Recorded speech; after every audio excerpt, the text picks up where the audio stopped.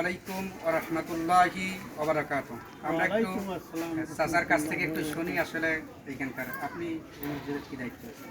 আমি এই মসজিদের সভাপতি দায়িত্ব পালন।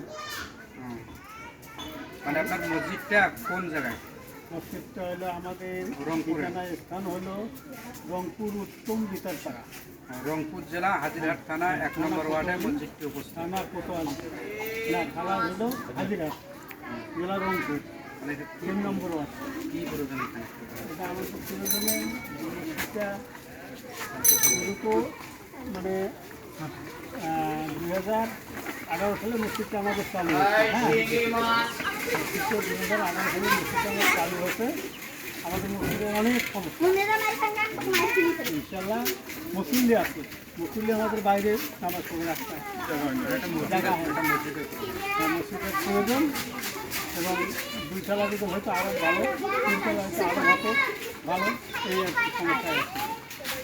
ইনশাআল্লাহ আমরা এখানে একটি মসজিদ করার চেষ্টা করব এবং যারা দেখবেন এখানে যে একটা মসজিদ করা যায় হুজুরদের ভালো হবে।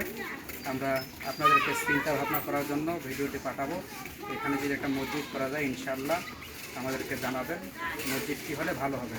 মসজিদটি হচ্ছে রংপুর জেলা হাজিরহাট থানা 3 নম্বর ওয়ার্ড, এই জায়গায় প্রথম দেখার পর আমরা একটু মসজিদটা একটু যাই। ওকে দেবো। আচ্ছা আচ্ছা, আমরা যদি একটু দেখি মসজিদের যেটা হচ্ছে সাইনবোর্ড বাইতুল নূর জামে মসজিদ এবং এইটা হচ্ছে মসজিদটা।